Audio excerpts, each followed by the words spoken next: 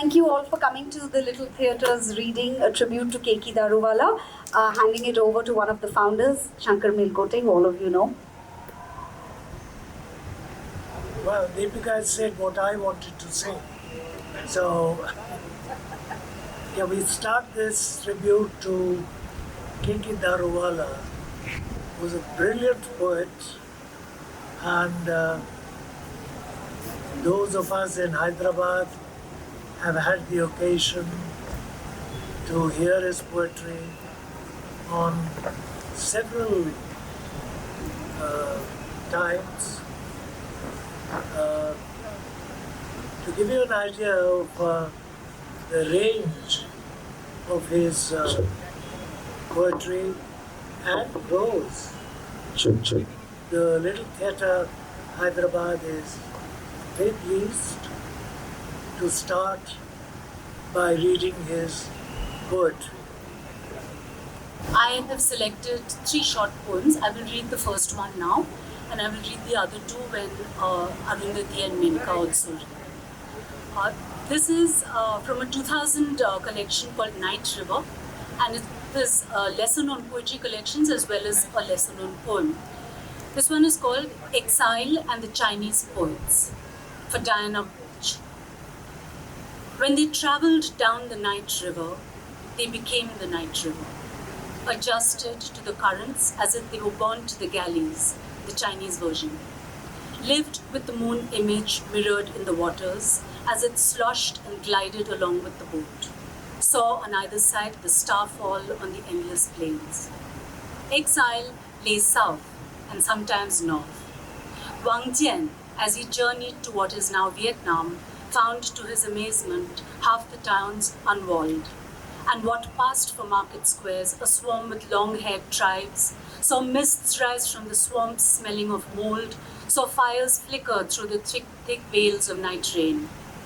Apart from a banished poet who, in his right senses, would seek out the South Seas, except the diver year after year looking for his elusive pearl and coming up at most with a handful of oyster seed. And Du Fu, venturing into the screech owl north, watched the wintering mouse drill his holes and the moon night mull over the bones on an old battlefield. Su Manchu played his flute on some ramshackle balcony in Japan, bemoaning his straw sandals and his begging bowl, ruminated if he'd ever be home again to see the tidal bore moving up the Zhejiang River once again. Wherever they went, melancholy hung around them like a curtain of rain. They saw roads turn into rivers, and at the frayed edge of winter after winter, wondered how many springs would pass them by before they got back home. Yet even as the mist and the melancholy thickened as dusk, and the evening bell tolled, and the birds timed their return to the woods with the swell of the prayer chant, they couldn't have been all that lonely. For they were always one with reed and river, with mice and drongo and firefly. And those who are not exiled from their dreams, are they really far from home?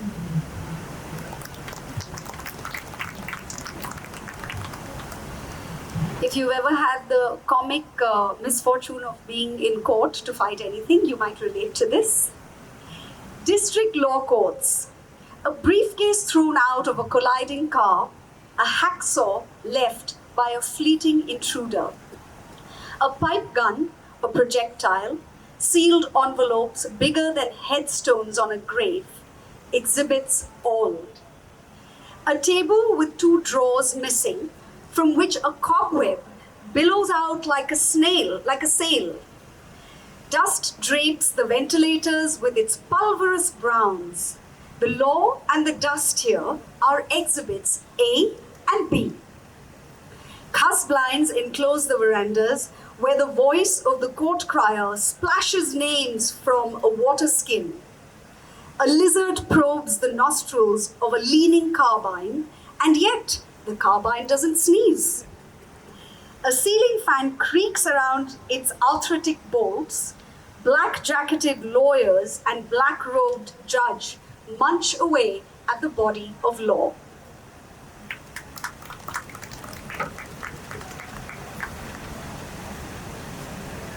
Two words.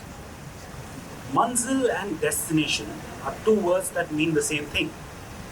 Yet, Manzil pulsates with light at the tasseled edge of the dark. Manzil means dusk and ice at the sweltering end of day. Manzil means birds bickering as they roost, breeze on the terrace, salt tidings from the sea as it mutters to itself in its reveries. Destination is a garage where you park your car for the night. Collage 1. Rockers and rollers around Ravi Shankar, scruffy hippies around Maharishi Mahesh, and Beatles around both, and we are thrilled. They have a lot to learn from the ragas still, these bums. It is the same sentiment that Tagore euphoria after the Nobel Prize. At times, we do well at dog shows. Since Oppenheimer quoted Bhagavad Gita after the first atom bomb, since Allen Ginsberg and the psychedelics wore dhotis and with clanging cymbals chanted cow and Krishna, we stand bold by Indian culture and Indian hemp. Who says we've done nothing? We've abolished zamindari and liquor and English and driven out the horse from the GV road. What have we forbidden? Veils in front of eyes or eyes behind veils? We have inaugurated crematoriums with unclaimed corpse, and a VIP has opened the sluice gates of a drain and given it a name, the Drain of Hope. Someday here, the sun will refuse to light the path for lepers. In India, the left hand is outcast because it cleans the arse. Discussing personal destiny and collective destiny, you turn bitter. My horoscope is only half truth. Where are inflation and taxes and floor crossing and black marketing written in it? If we had plague, Camus style, and doctors searched for the virus and vaccine, there would be black market in rats.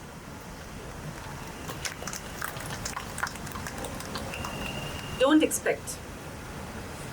expect music surging out of flagstones as the chapel spills over with the resonance of church organs. Don't expect as backdrop the pounding surf. Don't look for the diamond-penciled image and light granuling through stained glass, nor hope for fresh words from a tired language. Don't look for revelations, the sulfur match head flaring in the dark crypt. Don't think the high grass will part as if the wind has been through it or a tiger has left one of its black or gold stripes in the savannah. Lower your sights, reader, at 5 feet 5, 5 feet 6 maybe, to ground level, to groundhog level. This is not the right age for tall poets.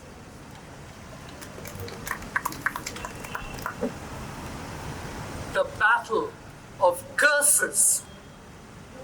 And when Shah Vilayat heard that a fakir was coming to Amroha, riding on a tiger, some upstart Sufi who lived with the marsh birds, some locust eater thrown up by the night, he sat astride a wall and said, "Move! Let's go and receive Shah Nasiruddin." They met like horsemen tilting in the sun, the thin anchorite on the bounding tiger, the well-fed saint on a moving wall. Each saw that the other had drunk heavily from the chalice of the spirit. Both were afraid that their anger may course through like water over a breached dam. Nasiruddin, smarting, was the first to curse, "May scorpions prowl around your grave!" And Shah Vilayat bowed, knowing behind each word were acres of silence.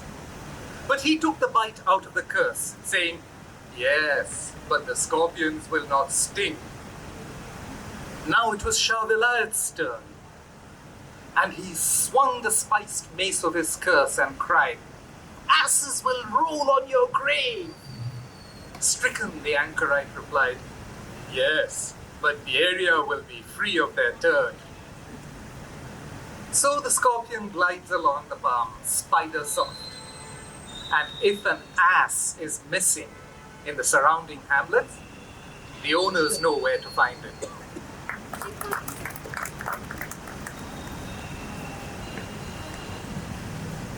The mistress. No one believes me when I say my mistress is half caste. Perched on the genealogical tree somewhere is a Muslim midwife and a Goan cook. But she is more mixed than that. Down the genetic lane, babus and professors of English have also made their one-night contributions. You can make her out the way she speaks. Her consonants bludgeon you. Her argot is rococo. Her latest slang is available in classical dictionaries. She sounds like a dry saw stuck in the throat of darkness. In the mornings, her mouth is sour with dreams which had fermented during the night. When I sleep by her side, I can almost hear the blister bubble and grope for a mouth through which to snarl. My love for her survives from night to night, even though each time I have to wrestle with her in bed. In the streets, she is known. They hiss when she passes. Despite this, she is vain, flashes her bangles and her tinsel, wears heels even though her feet are smeared up to the ankles with henna. She will not stick to Vindaloo, but talks of roasts, pies, pomfrets grilled. She speaks of Cointreau and not cashew arrack, which her father once distilled. No, she is not Anglo-Indian. The de Mellos would bugger me if they got scent of this, and half my body would turn into a bruise. She is not Goan, not Syrian Christian. She is Indian English, the language that I use. A simple poet. Damn him, he writes so simply that learned men are hard put to understand him.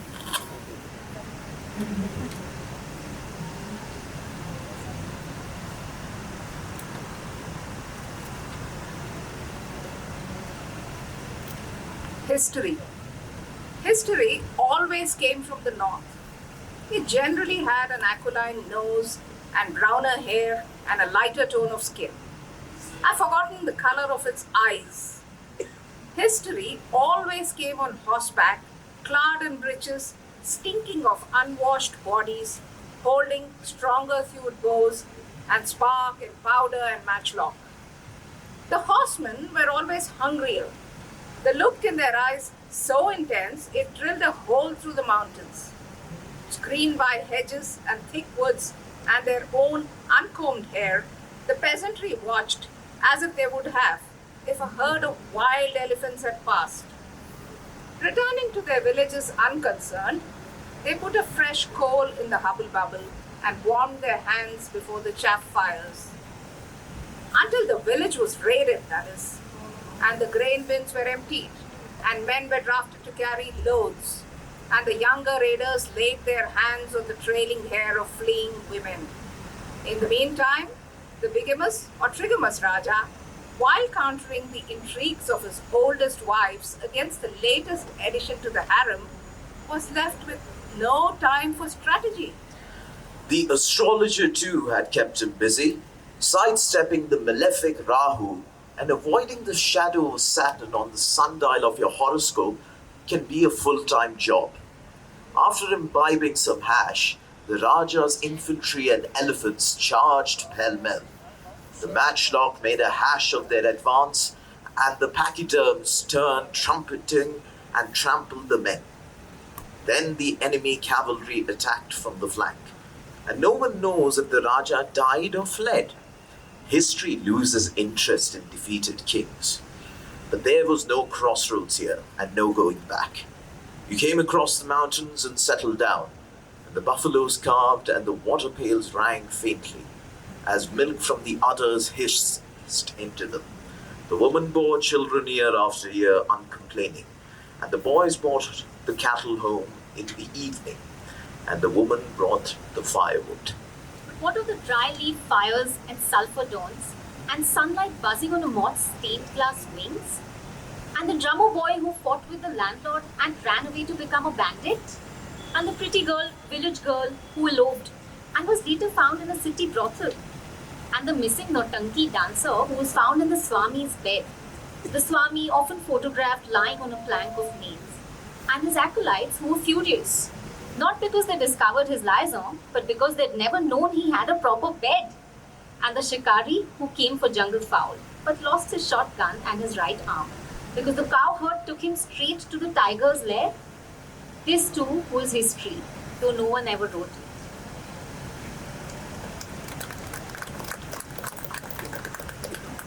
Draupadi. The travails of Draupadi are never ending. It seems some people have it in their bleeding stars. First exploited by the Pandavas 5-1, then by the Kauravas 100-1, and now by the feminists in millions.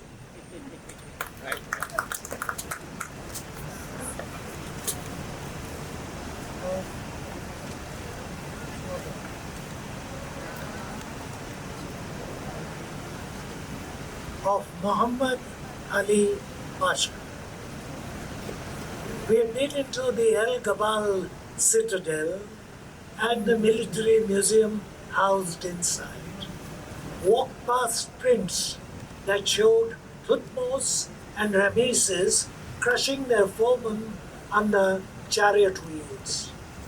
The medieval contraptions of war were there, from sword and catapult to fireball and matchlock, and a battering ram known as Al-Kabar.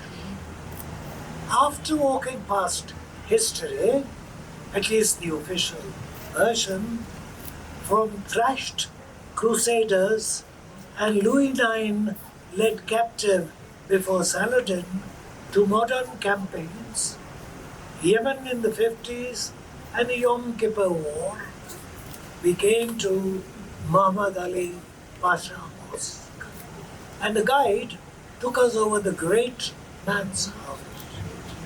Welcome to Muhammad Ali Pasha house. He himself lived here in 19th century and ruled Egypt in the same century. These walls strong, but Pasha even stronger. Hard with Egyptians and hard with Mamluks. Hard with wife also, but that only presumption. Come, embroidery class held in inner room. See how fast their hands work, like pickpocket. Pickpocket take away what Allah gave. Allah not give back what pickpocket take away. These embroideries we sent to Saudi Arabia. In the past, we sent them because Saudi are very poor. Now we send them because Saudi are very rich. Now you must see dining room. Those days, no eating and sitting room separate. Where you eat, you sit. And where you sit, you eat. There were Mamluks in those days. Very strong. Who listened? Nobody. Not Sultan in Istanbul, not Muhammad Ali Pasha in Cairo. You know what they kept? Bad faith and concubine. Bad faith with people, bad faith with Ottoman Empire, bad faith with Muhammad Ali Pasha. So, Pasha invited Mamluks in dinner. This wooden couch where you sit, see how it opens? Inside he placed musket, mini musket. Then lid closed. No one knows where muskets sleep. We call Baltagis to serve meats and wires. You know Baltagis? Axemen. People who were paid to wield axes once. Pashas start paying them now to wield guns. When Mamluks take dinner and finish coffee, axemen take muskets and finish Mamluks. Only one Bey escaped, all others killed.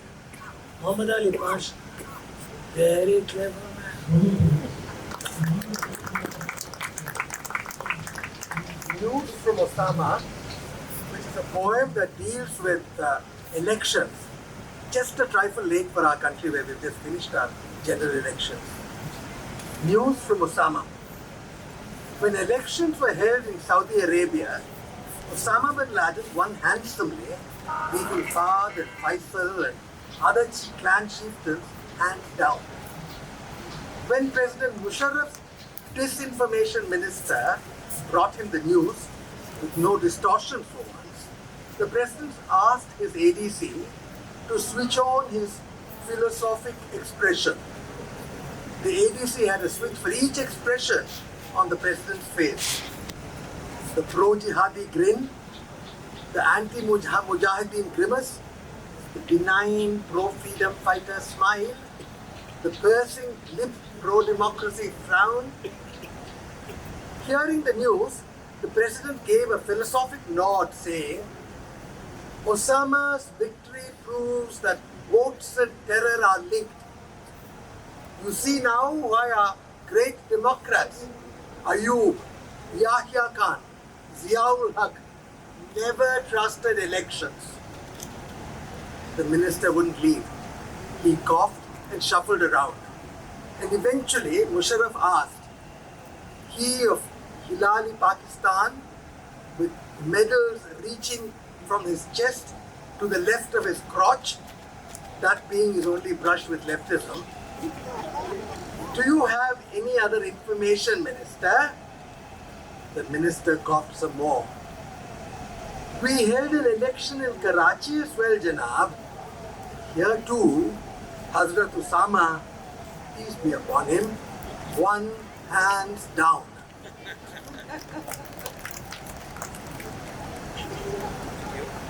To Writers Abroad, 1964. You wish to write on India, sir? This way, please. Let's trail the alley cat down the drain choked with ash and eggshells. Have a care, the scum and slime may soil your shoes. Would you care to photograph those urchins lost in laughter? You prefer, I think, a hang-log look, assertive ribcage and mouth caked with snot and grime. The choice is wide. The space-clad sadhu, the lunatic in Hessian, or the beggar with the running sore. It sure feels good, sir, discussing pus pockets with disinfected pen on sterilized paper. And now to the drought land, soil dry as staghorn and calf mouths pleading with empty udders. Lean cattle circumambulating, fat, greasy sadhus screaming for a ban on cow slaughter. Skeleton, sir? There is none at hand. Yes, filmed against that stubble backdrop, it would carry a lot of punch, as you say.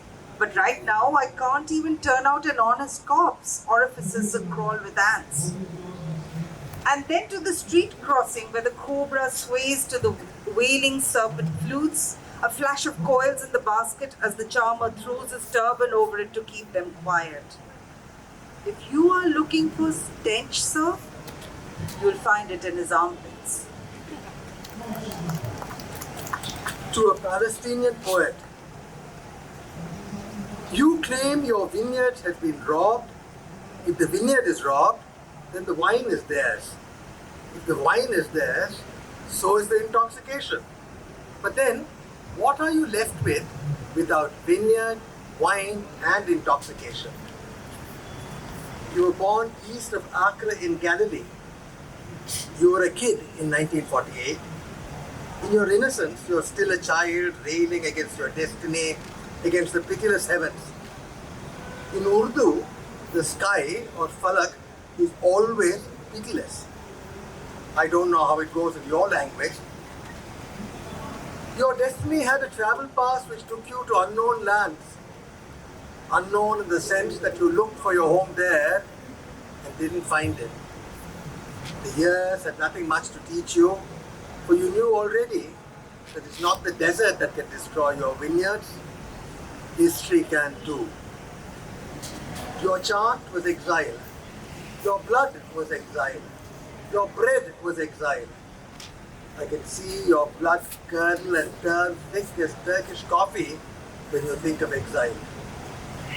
As a fellow poet, I condone your excesses. Measuring the sky with chains, a blood drop looking for a wound. Let's have less of blood, both in poetry and on the ground. Let peace descend on you and your neighboring people. They too have had a 2,000-year-old exile. I pray that you never drive your children. I pray that they never drive your children into the desert.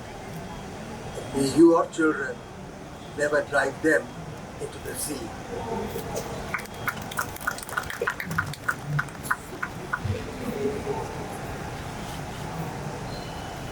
This is the story of the seminar. The seminar under the banner Wither Indian History, misprinted as Withered Indian History, the card was hastily replaced, was initially to take place in Rajasthan, Jaipur. It was the right place, but it had the wrong government, which didn't want any radical change in history as she was being taught. The All India Educational Council, if not moving heaven and earth, was certainly moving bulldozers to change the syllabi and was asking historians to move their historical asses out of the boardroom and university senates and the All India Bureau of Historical Research. The director was a very powerful fellow because his entire family of 17 members, sons, daughters-in-law, daughters, not forgetting the family, the wife, a family unaccountably known to colleagues as the Sundry 17, were all members of the All India Educational Council. The council took recourse to whiteners and erasers in the initial revision of history.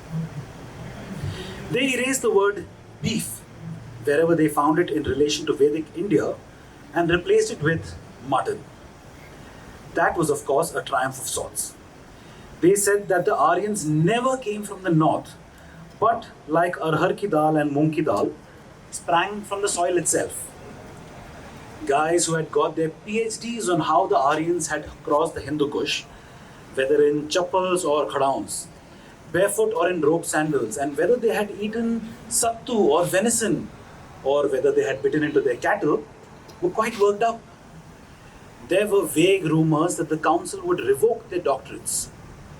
An academic, his mouth a rictus of dogged fury, his face masked in a swirl of digital squares, said to Moon TV that he would rather part with his mistress than with his PhD. Hearing this on TV, the mistress is said to have phoned her lawyer to file for divorce, but the lawyer told her to cool it. She couldn't get one. The arguments of the minister and hence of the All India Educational Council were very logical. The Muslims came from Central Asia and West Asia, from Iran and Turan and what have you. The Syrian Christians had of course come from Syria and so were welcome to go back to Damascus or the Bekaa Valley, wherever they chose, and the immigration stamp would be embossed on their passports without any bribes being accepted by officials of the Labour Ministry. It is the Buddhists, indigenous though they were, who betrayed the nation. That wretched Ashoka spoilt it all by embracing Buddhism. Otherwise, the Biharis would have kept thrashing the Odiyas as they rightly did at Kalinga, and everything would have been hunky-dory. Now we were in this historical mess, this pot of glue, this jam jar infested with leftist flies, this pot hide a swarm with secular fleas, this nest of wasps, this hive of bees, which ate off our own indigenous jamun tree and yet hummed its dissonance on the desert air.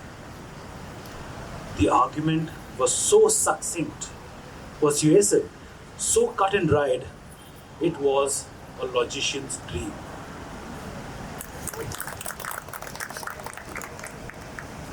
The minister held a press conference and said, "Let foreign indigents go from our land." His secretary whispered, "No, sir, use the word indigenous foreigners." "Arey, kya phrase mara hai?" said the minister. "Post-modern kya?" So he said to these foreigners, "We wish you well. You can have our vibhuti and our sahanubhuti." What linguistic khubsurati, exclaimed the secretary. "May you travel abroad and go foreign. May you go to Syria or Lebanon, to Tyre or Sidon. May you get to these lands by sea or to the seas by land.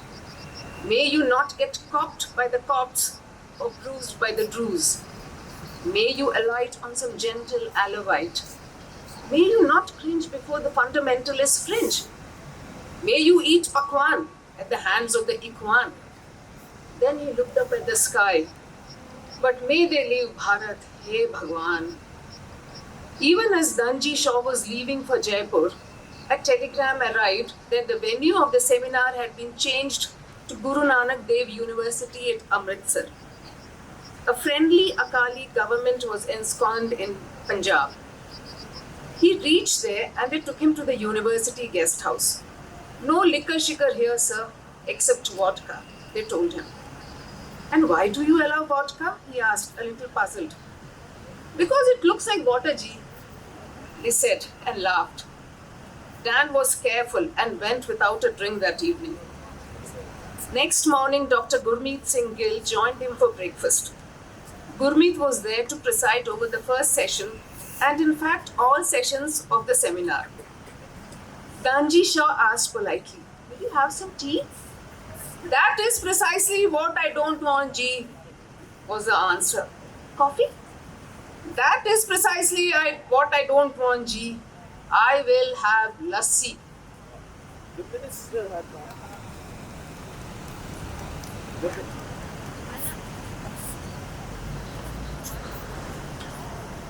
The minister had not turned up. They waited for him for an hour, by which time a message came that the great man would not be coming. But as the delegates were moving into the hall, they were ambushed by Moon TV. The great Barsat Bhatt, who had become famous for her business chat show called the Rialto Bites, was present in person to interview the delegates. She tried to get at Dan first, but he said, "Get off my back, will you, love?" and strode into the hall. Gurmeet Singh was not so lucky. She cornered him like a lioness that cuts off the retreat of a fawn. God had given Barsat Bhatt both the gift of the gab and the gift of the flab. "Dr. Gurmeet Singh," began the great TV personality, "now that the minister is not coming, does that mean that your seminar has been sidelined? Does it imply that the historic decision to tinker with history books has been consigned to the dustbin of history?" "That means no such thing, Ji. Seminars are for intellectuals, for an exchange of views. The coming, going of Minister Shinister is incidental, Ji. You mean the sinister minister, don't you? That is precisely what I..." Here the microphone failed, and Gurmeet Singh's "Don't mean, Ji" went unheard. It proved catastrophic. Barsat Bhatt lunged once more like a lioness at her prey. "You just heard Dr. Gurmeet Singh talking of the sinister ministerial presence which he and the seminar are now safe from. You can see the relief on his face. You can see his chest heave with the proverbial sigh of relief. The absence of the sinister minister, as Dr. Gurmeet Singh so aptly termed it, will ensure a free and frank discussion on this seminal subject." Barsat Bhatt with Chaya Hiranandani, Moon TV, Amritsar. The telecast cooked Dr. Gurmeet Singh's goose. Within an hour, he got his marching orders, served by a police dispatch rider. This was Punjab after all, stating he had been suspended from service for drunk and disorderly conduct. He was put in a police jeep and taken for a medical examination. The doctor opined that the learned Gurmeet Singh had at least half a gallon of booze in his belly, though all that the poor fellow had taken since morning was a glass of lassi. Seminars are so dull, said Danji Shah, while relating the incident at Raniket, that their appearance on entertainment stage, however fleeting, needs to be welcomed.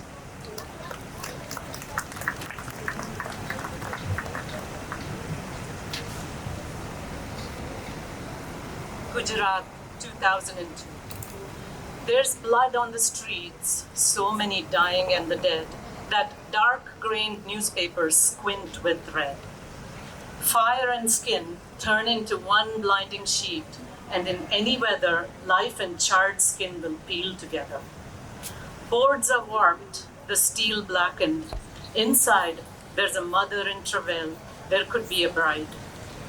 Killer and killed are one, they speak the same language.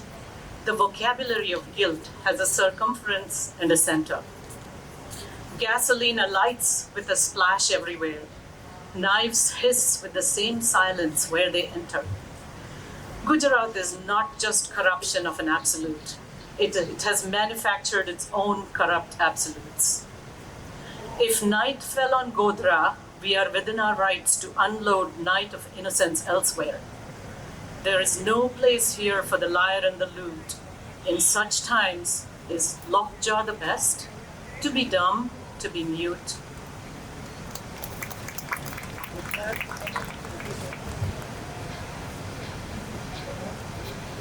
Hello, yes. Yeah, with that we come to the end of our reading, and it's time now to make place for Arundhathi Subramaniam, Menka Shivdasani, and our readers today were Malavika, Arnav, Ranjan, Akhil. I'm not giving the full name because it's very long. Akhil, Deepika, Malini, Medha, Prakash, Shankar, I won't get it, old man, Sagarika, Navanita, and Padma Ramesh. And a great big thank you to you. You've been a wonderful audience. We've enjoyed reading to you. Thank you very much. Supported and mentored by Keki. He used a light touch to shepherd our work into the world, and there aren't words enough to express how much he valued whatever each poet had to contribute to the world of poetry. And you have heard a different Keki. I think a Keki that a lot of people are somewhat familiar with because he was always a very sharp satirist, and you saw that in the work presented by the Little Theatre. I've selected a couple of poems that show a different Keki. These are poems from slightly lesser known works, as well as the poems themselves are lesser known. They've not been as anthologized and so on. This one is called Sky River. A dream meditation is neither dream nor meditation. Looking into the still river, which is not still, I see the sky translated there. Along with the still river, which is not still, the sky moves and does not move. For it is where it was in the riverbed, a blue bowl filled with water. Colors change when they fall into water. In the mirror's eye, in the water's eye, you somehow deal with another sky. What makes the sky throb here? Is it the current running under the stillness of the river? Dreams give you answers. Meditations give you answers. A dream meditation only gives you a tremulous sky in the nervous stillness of the river.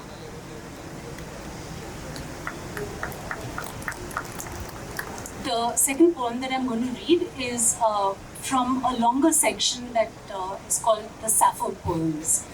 And this one is called The Quiet Loom. Loom and shuttle, quiet lie. I cannot bring myself to weave. I'll shun warp and weft today, goddess, by your leave. I'm sitting at the loom, quite true, but have no urge to turn the wheel. My heart lies elsewhere. Goddess, you know how I feel. In dream and crevice, dark he flames, loved Minotaur in my labyrinths. His beauty enslaves senses and sense. My fate is dire. I am wayward, you know my state. Between two loves I oscillate. Still, goddess, how will you placate my two-pronged fires?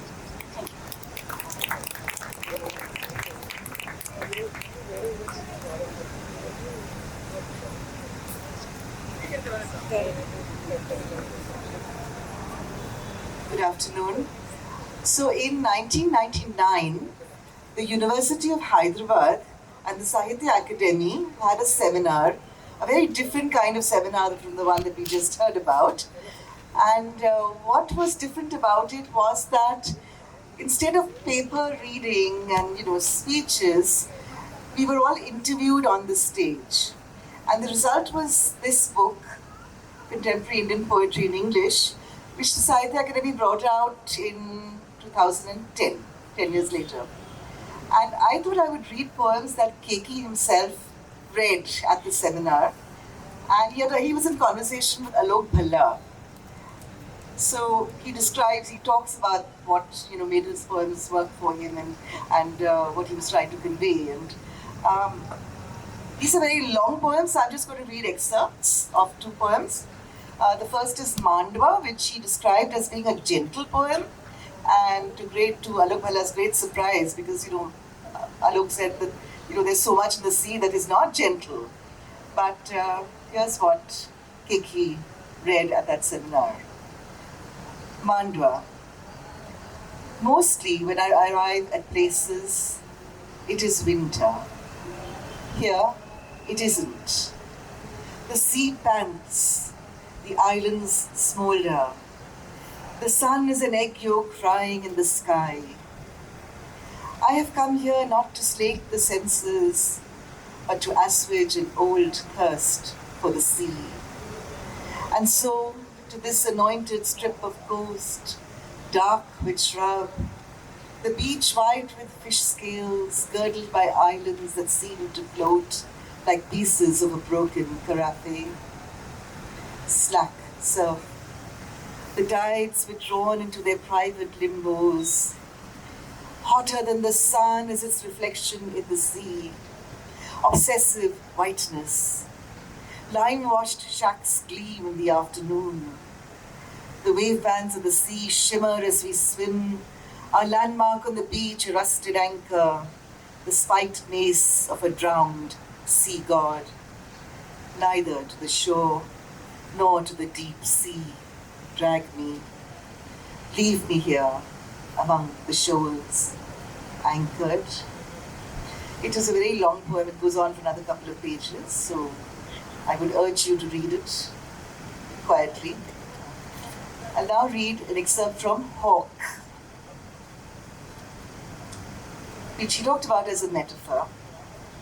And this is how the first two stanzas go. I saw the wild hawk king this morning, riding an ascending wind as he drilled the sky.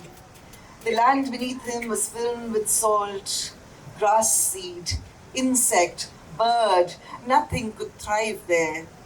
But he was lost in the momentum of his own lyre, a frustrated parasite on the kill. The fuse of his hate was burning still. But in the evening, he hovered above the groves, a speck of barbed passion. Crow, myna, and pigeon roosted here, while parakeets flew raucously by. And then he ran amok, a rapist in the harem of the sky. As he went up with the pigeon skewered to his heel talon, he scanned the other birds, marking out their fate, the ones he would scoop up next, those black dregs in the cup of his hate. The tamed one is worse, for he is touched by man. When snared in the woods, his eyelids are sewn with silk as he is broken to the hood. He is momentarily blinded, starved, then the scar over his vision is perforated. Morsels of vision are fed to his eyes as he's unblended stitch by relenting stitch. Slowly the world reforms, mud walls, trees burgeon. His eye travels like the eye of a storm. Discovering his eye and the earth and sky with it, he leaps from earth to either. Now the sky is his eyrie. He ferocious floats on splayed wings that plummets like a flare smoking, and a gust of feathers proclaims that he has struck. The tamed one is worse, for he is touched by man. Hawking is turned to a ritual, the predator's passion honed to an art, as they feed the hawk by carving the breast of the quarry bird and gouging out his heart. Thank you. And that's Keki Daruvala.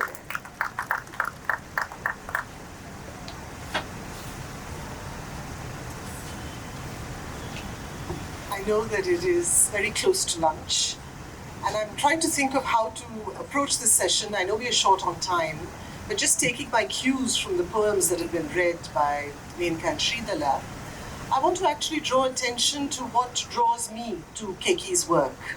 I first encountered it as a student in 1989. Much later, as a young poet, Keki became an important figure in my life and later a friend. And there was much to enjoy about Keki, his capacity for wryness. In many ways, I think he was the last poet that I know of with the capacity for self-deprecation. It's something I miss a great deal. But what drew me to the poetry again and again is what is immediately obvious, of course, the sense of command, mastery over sound and rhythm. And there is a tonal imperium in a Keki Daruvala poem, an assurance, which you find from his very first book, 1970, Under Orion. That very first book carries that assurance. But what I later grew to enjoy in Keki's poems was the sense of the image, which I think comes through in both those selections that have been made today. The metaphor in Keki Daruvala is strong. And what's more, it is dynamic. These are dynamic, kinetic images. That hawk that is a rapist in the harem of the sky, it's a phrase that dogged him for the rest of his life after he wrote it. But that's the kind of bird that you encountered in a Keki Daruvala poem. Imperious, aerial, looking down at the march of history and civilizations. That's the kind of bird that first characterized Keki Daruvala's poetry. And much later, another kind of bird entered. A bird that circled more slowly, circled the earth. A bird that deigned to descend. And so you have the sedate snow eagle, calm as a llama. And you have the blue jay on the margosa tree. And you have the owl, its eyes closed in feathered dreams. These are different birds that give you an index of the changing tenor in Keki's poetry. So I was privileged many years later to write an introduction to his book Naishapur to Babylon, which spanned 2 decades of his poetry. And it was a tremendous opportunity to read him deeply and to take pleasure in the whole trajectory that you find. It is a formidable trajectory from 1970 to his most recent book, just a year before he died. I want to read just one poem to you. I had planned on 2, but I don't think there's time. I'm going to read a single poem called Migrations, which is an old favorite. It's from his book, The Map Maker. And I read it because one of the criticisms that Keki grappled with, and I don't think it was a just criticism at all, someone seems to have mentioned to him, is also difficult. Ask anyone back-checking to Sargoda or Jhelum or Miyawali, and they'll tell you. New faces among old brick, politeness, sentiment dripping from the lips of strangers. This is still your house, sir. And if you meditate on time, that is no longer time. The past is frozen, it is stone, and that which does not move and pulsate is not time.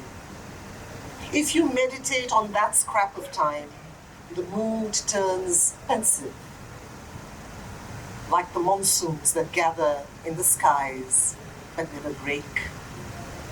Mother used to ask, don't you remember my mother? You'd be in the kitchen all the time, and you'd run with the fries that she ladled out, still sizzling on the plate. Don't you remember her at all? Mother's fallen face would fall further at my impassivity.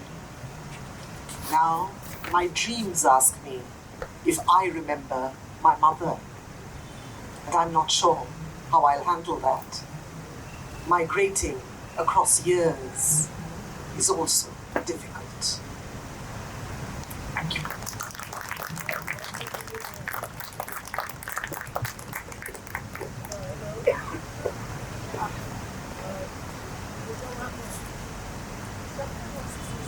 Yes, Shankar.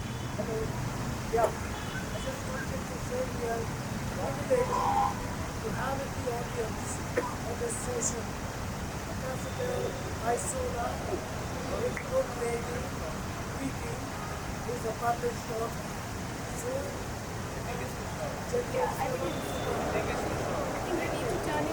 You need to turn it on, but I think I can repeat what you said. Yes? Shankar just said that it was a privilege to have in the audience with us Ambassador Isola and Preeti. Yes. Thanks for being here. I also see that Harsha is here. But of course, we're privileged to have everybody General in the Shravan audience. Kumar. Okay, and General Shravan Kumar, yes, thank you. But thank you so much to all of you for having brought a different side of Keki to the table today. And thanks again to the Little Theatre, and particularly thank you for waiting in this hot sun and reading to us. So now we're all free to go to lunch, and we have a reading again at 2 o'clock, so do come back.